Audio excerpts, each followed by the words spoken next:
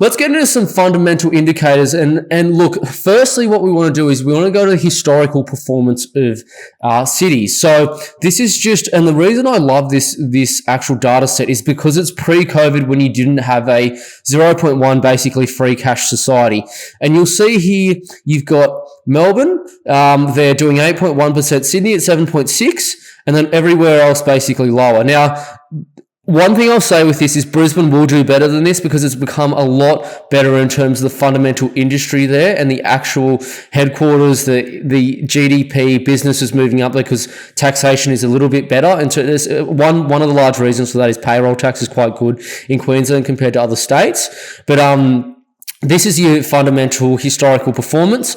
Now, Melbourne's done next to nothing for about 6 or 7 years now. You can argue 8 in some areas. Especially, look, overall, it's probably done about 20 to 30%, but I mean, the suburbs that have fundamentally done nearly 10% growth have done nothing for that time. So, overall, what would generally happen is suburbs generally revert to their long-term trend. So what you'll see here is so what will happen is you'll have Melbourne has underperformed recently, so it'll probably overperform in the future. So this is what's going to happen. Great area to buy. This is one of the fundamental reasons why I love Melbourne, and it's one of the best not one of the best, it is the best area to buy in Australia at the moment. For those that didn't see my property clock recently, this is where everything's at. Now, when my July update, I guarantee you Melbourne will have moved by then. This number right as this second would be at the 6. I imagine the overall number will be slightly above the 6 by the time I actually make my July property market update in terms of the property clock. But this is where they all are.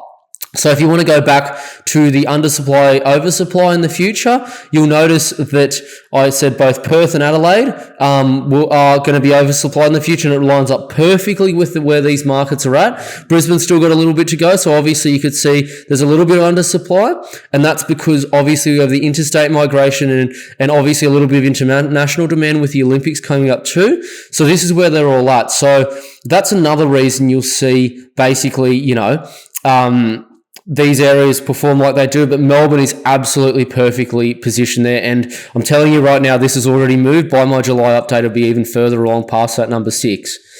Let's get into immigration. So my favourite topic, if for people that know me.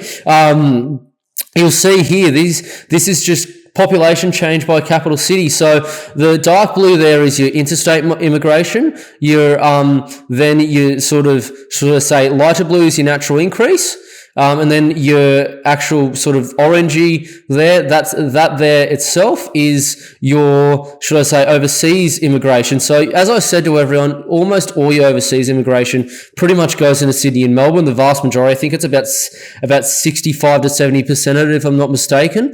But this number will go up in terms of the percentage to Sydney and Melbourne as well. You can see Melbourne's actually got higher than Sydney, although Melbourne itself actually has less internal migration. So that's not a good thing in terms of the market itself either. But anyway, that's what's going on there. So that's not going to really help the market in terms of where people are going. But anyway, it is what it is.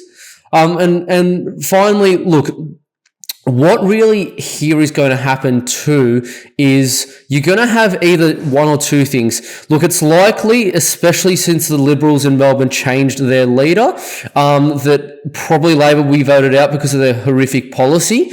And this is just obviously a two-party preferred poll graph. So the Liberals are ahead now. Look, I'm not going to say that's 100% certainty. Look, things can change 100%. But what's going to happen, you'll find here, is you'll have two things. One, either they'll get voted out and there'll be a change of policy, or two, the Labor will change their policy to win enough votes that therefore will make it more pro-investment because they will have to win the election. So that's all that's going to happen in that respect there in terms of politics and policy.